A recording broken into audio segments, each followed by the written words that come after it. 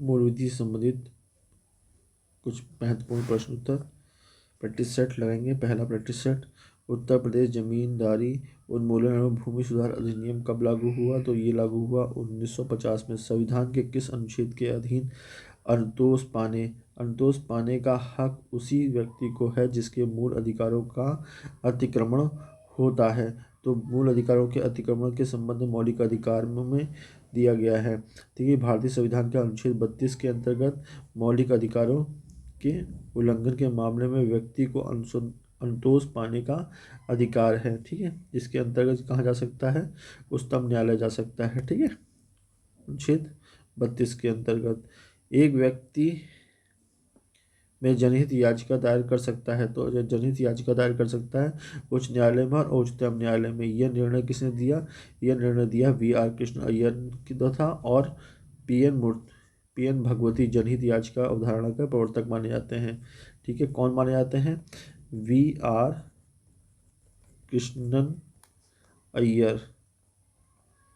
कृष्ण अय्यर और न्यायमूर्ति पी.एन. भगवती। ठीक है, अगला प्रश्न, किसी अदालत के सामने इलेक्ट्रॉनिक रूप से साक्ष्य पर विशेषज्ञ की राय हासिल करने का प्रयोजन के लिए कौन अपनी राय देगा? तो ये राय देगा इलेक्ट्रॉनिक साक्ष्य परीक्षक देगा। किसी अदालत के सामने इलेक्ट्रॉनिक रूप से साक्ष्य पर विशेषज्ञ की राय हासिल करने के प्रयोजन के लिए इलेक्ट्रॉनिक साक्ष्य परीक्षक अपनी ही राय देता है। और पांचवा क्या कहता है? निजी और संवेदनशील जानकारी जैसे कि क्रेडिट कार्ड नंबर, व्यक्तिगत पहचान और खाता उपयोगकर्ता नाम, पासवर्ड प्राप्त करने का धोखाधड़ी वाला कार्य है या एक फिशिंग है। क्या है? फिशिंग है। फिशिंग एक साइबर अपराध है जो कि गोपनीय व्यक्तिगत और कॉर्पोरेट जानकारी चुराने के लिए भ्रामक ईमेल, वेबसाइट तथा टेक्स्ट संदेशों का प्रयोग किया जाता है। ठीक है, अगला प्रश्न क्या कह रहा है? अगला प्रश्न कहता है वह कौन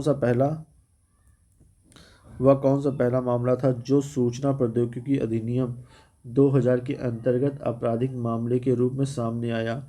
तो ये अपराध कौन सा था? ये अपराध था डी, तमिलनाडु राज्य बनाम सुहासकट्टी।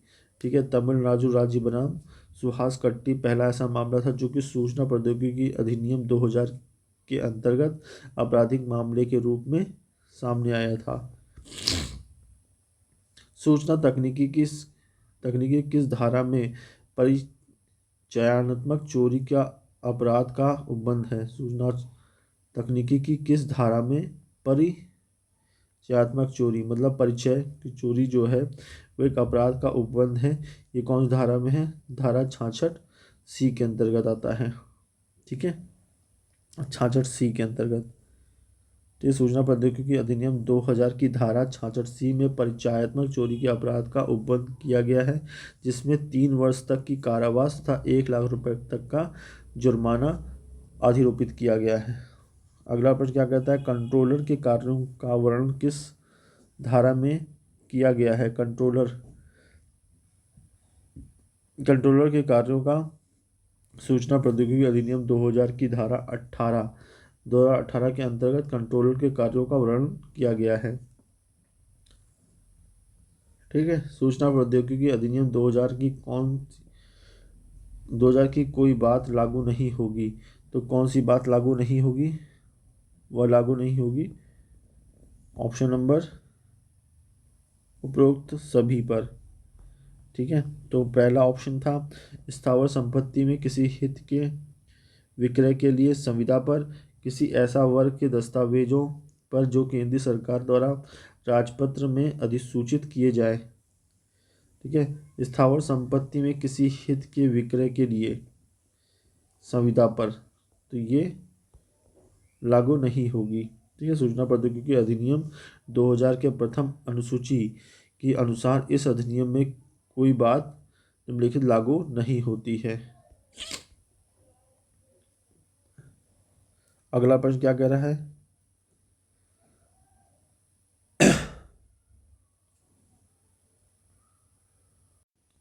44वें संविधान संशोधन अधिनियम 1978 द्वारा अनुच्छेद 22(4) में निरोधोत्तर एकदम अवधि कितनी कर दी गई है? तो पहले 3 माह थी, अब ये 2 माह कर दी गई। तो ऑप्शन नंबर बी जो है वो सही हो जाएगा। भारतीय गणराज्य के किस वर्ष में राष्ट्रीय सुरक्षा अधिनियम पारित हुआ? राष्ट्रीय सुरक्षा अधिनियम पारित हुआ आपका 31वें भारतीय गणराज्य के 31वें वर्ष राष्ट्रीय सुरक्षा अधिनियम 1980 राष्ट्रीय सुरक्षा एनएसए 1980 भारतीय गणराज्य के 31वें अधिनियम में पारित हुआ। लोक सेवक के विरुद्ध अभियोजन के मामले में उपधारणा को खंडित करने का भार होता है, तो किसको होता है? सदैव अभियुक्त को। लोक सेवक के विरुद्ध अभियोजन के मामले में उपधारणा को खंडित करने का भार होता है, सदैव अभियुक्त को होता है। भ्रष्टाचार निवारण अधिनियम पारित हुआ। तो भ्रष्टाचार निवारण अधिनियम पारित हुआ 1988 में भ्रष्टाचार अधिनियम पारित हुआ। आयकर अधिनियम के तहत एक अत्यधिक सुपर वरिष्ठ नागरिक के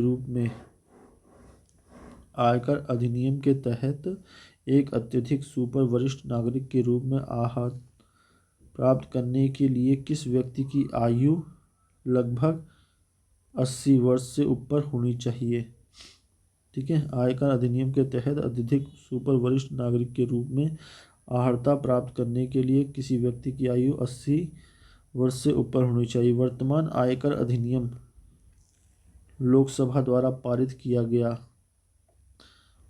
तो वो कब पारित किया गया? 1961 में। वर्तमान आयकर अधिनियम लोकसभा द्वारा पारित किया गया 1961 में। वर्तमान आयकर अधिनियम लोकसभा द्वारा 1961 में पारित किया गया। यह अधिनियम 1 अप्रैल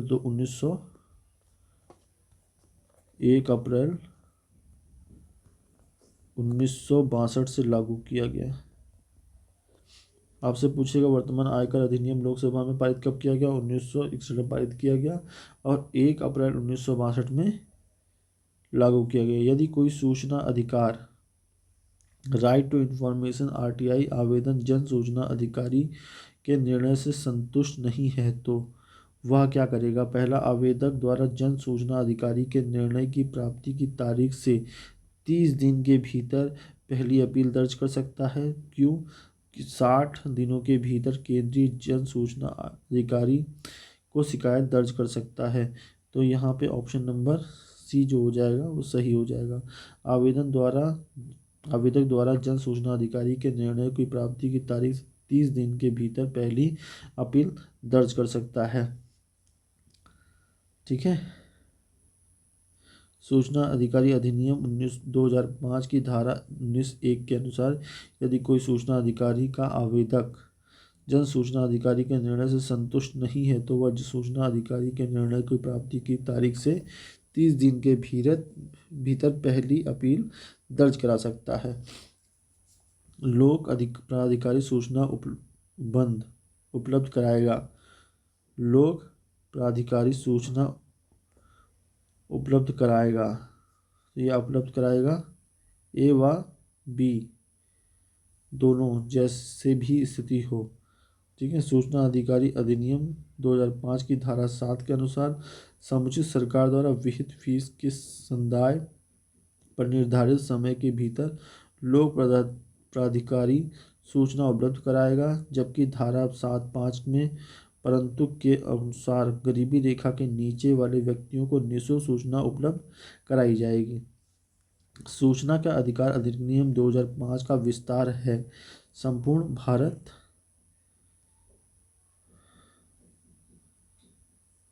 ऑप्शन नंबर बी संपूर्ण भारत पर। नेक्स्ट क्वेश्चन, क्या पशु वध को मानवाधिकार का उल्लंघन माना गया है? तो नहीं। क्या पशु वध को मानवाधिकार का उल्लंघन माना गया है? तो नहीं। पशु से अभिप्रेत है वह जीवित प्राणी से जो मनुष्य से भिन्न है। पशु वध को सामान्य तौर पर मानव अधिकारों का उल्लंघन नहीं माना गया है। हालांकि पशुओं के प्रति क्रूरता का विवरण अधिनियम 1966 के पशुओं की अनावश्यक पीड़ा व यातना पहुंचाने के निवारण बनाया गया है। मानवाधिकार संरक्षण अधिनियम की धारा के तहत विशेष जांच एजेंसी के गठन का प्रावधान करता है। मानवाधिकार संरक्षण अधिनियम की धारा 37 के अंतर्गत मानवाधिकार संरक्षण अधिनियम की धारा 37 के अंतर विशेष जांच एजेंसी के गठन का प्रावधान करता है। कार्यसूची कागजात सामान्यतः प्रत्येक बैठक से कम कितने दिन पूर्व सदस्यों को परिचालित किया जाएगा। कार्यसूची कागजात सामान्यतः प्रत्येक बैठक से कम कितने दिन के पूर्व सदस्यों को परिचालित किया जाएगा। 2 दिन से पूर्व। कार्यसूची कागज सामान्यतः प्रत्येक बैठक से कम 2 दिन पूर्व सदस्यों को परिचालित किया जाएगा। मानव अधिकार संरक्षण अधिनियम 1993-1994 का कौन सा अधिनियम क्रमांक है? तो ऑप्शन नंबर डी 1994 का अधिनियम क्रमांक 10। मानवाधिकार संरक्षण अधिनियम 1994 का अधिनियम क्रमांक 10 है।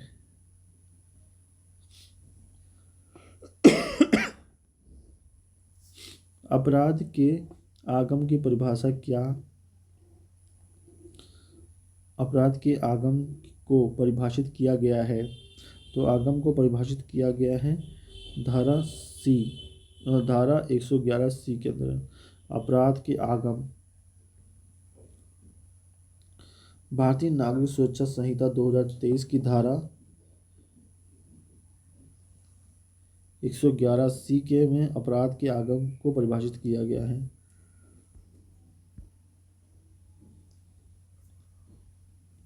केंद्रीय चिड़ियाघर प्राधिकरण के सदस्यों की पदावधि है। केंद्रीय चिड़ियाघर के प्राधिकरण के सदस्यों की पदावधि है 24 में डी 3 वर्ष। वन्य जीव संरक्षण अधिनियम 1972 की धारा 38B के अंतर्गत अध्यक्ष और सदस्य सचिव से भिन्न प्रत्येक सदस्य 3 वर्ष से ऐसी अवधि के लिए पद धारण करेगा जो कि केंद्रीय सरकार इस नियमित निर्दिष्ट होगा। वन्य जीव संरक्षण अधिनियम 1972 को राष्ट्रपति की इस स्वीकृति प्राप्त हुई। तो ये स्वीकृति प्राप्त हुई कब? 9 सितंबर 1972 को। वन्य जीव संरक्षण अधिनियम 1972 राष्ट्रपति को स्वीकृति प्राप्त हुई 9 सितंबर 1972 को। प्रत्येक नागरिक को जल और वायु प्रदूषण से बचाने के लिए किस अनुच्छेद के अंतर्गत लोकहित वाद में संस्थित करने का अधिकार है? तो अनुच्छेद 32 के अंतर्गत। पर्यावरण संरक्षण अधिनियम कब प्रभावी हुआ? पर्यावरण संरक्षण अधिनियम वन संरक्षण अधिनियम पारित राष्ट्रपति द्वारा स्वीकृत हुआ 9 सितंबर 1972 को। और पर्यावरण संरक्षण अधिनियम कब प्रभावी हुआ? यह प्रभावी हुआ 19 नवंबर 1986 में। ठीक है, पर्यावरण संरक्षण अधिनियम 19 नवंबर 1986 में। आदेशात्मक चिन्ह किसको निर्देश देता है? आदेशात्मक चिन्ह वाहन चालक को। आदेशात्मक चिन्ह किसको निर्देश देता है? ये आदेशात्मक चिन्ह चालक को निर्देश देता है। आदेशात्मक चिन्ह की आकृति गोलाकृत होती है। मोटरयान अधिनियम 1988 मोटरयान 1988 के अधीन प्रस्थापना पर आपत्ति का उपबंध किया गया है। जिसका बी धारा 100। मोटरयान अधिनियम 1988 के अधीन प्रस्थापना पर आपत्ति का उपबंध किया गया है धारा 100 में के अनुसार। मोटर वाहन अधिनियम 1988 की धारा 100 के अनुसार राजपत्र में किसी भी स्कीम के संबंध में प्रस्थापना प्रस्ताव के प्रकाशन पर तथा उस क्षेत्र के मार्ग में जिसमें कि ऐसी स्कीम चलाने की प्रस्तावना प्रस्ताव है। प्रचलित प्रादेशिक भाषा के कम से कम एक समाचार पत्र में प्रकाशन पर कोई भी व्यक्ति राजपत्र में उनके प्रकाशन की तारीख से 30 दिन के अंदर उसके बारे में आपत्ति राज्य सरकार के समक्ष फाइल कर सकती है। मोटर वाहन संशोधन मोटर वाहन संशोधन अधिनियम 2015 लागू हुआ था 7 जनवरी 2015 को। 7 जनवरी 2015 को लागू हुआ था। अनुसूचित जाति अनुसूचित जनजाति अधिनियम 1989 का वर्ष 2015 में संशोधन 2015 में संशोधन किया गया, अधिनियम लागू हुआ। अनुसूचित जाति जनजाति अधिनियम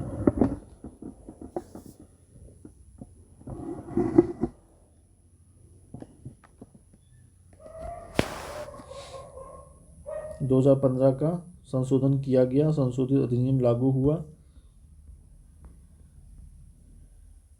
ये लागू हुआ आपका 26 जनवरी 2016 को। किशोर न्याय बालकों के देखरेख और संरक्षण अधिनियम 2015 का विस्तार है। यह है संपूर्ण भारत में। ठीक है। घरेलू हिंसा महिला सुरक्षा कानून कब लागू हुआ? ये 2005 में लागू हुआ।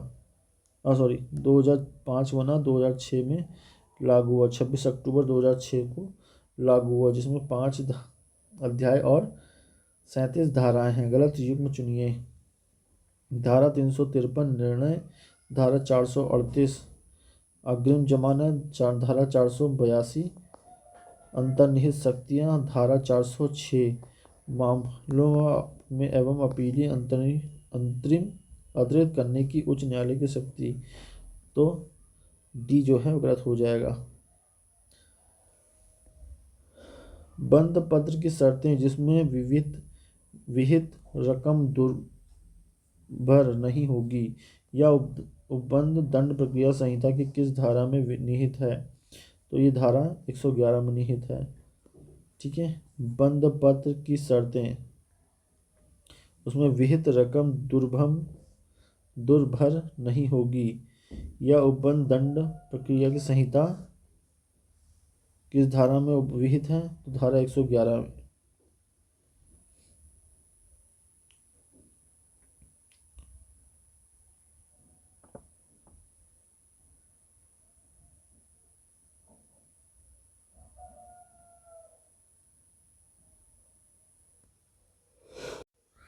दंड प्रक्रिया संहिता 1973 प्रवृत्त हुई।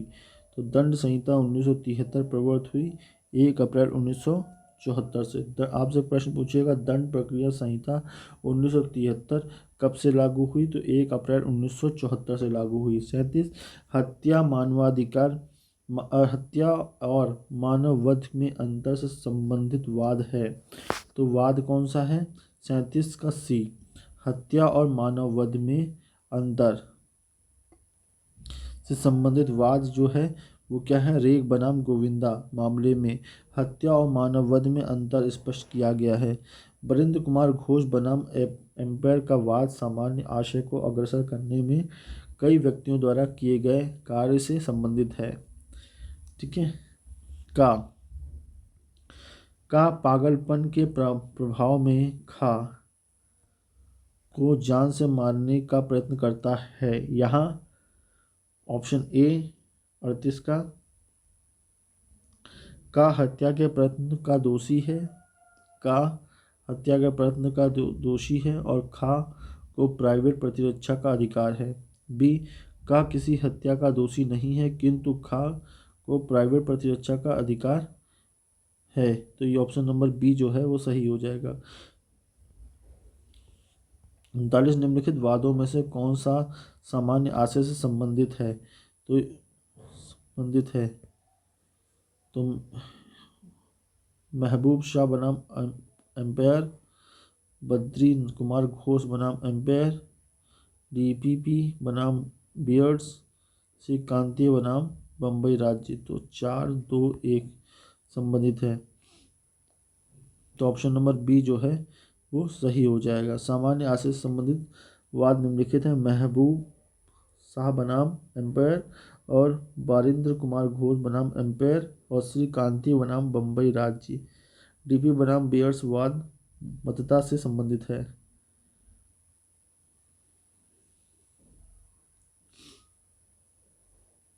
अंतिम क्वेश्चन, भारतीय दंड संहिता प्रवृत्त हुई। तो भारतीय दंड संहिता कब प्रवृत्त हुई? ये प्रवृत्त हुई आपकी 1 जनवरी 1862 से। 1 जनवरी 1862 से भारतीय दंड संहिता।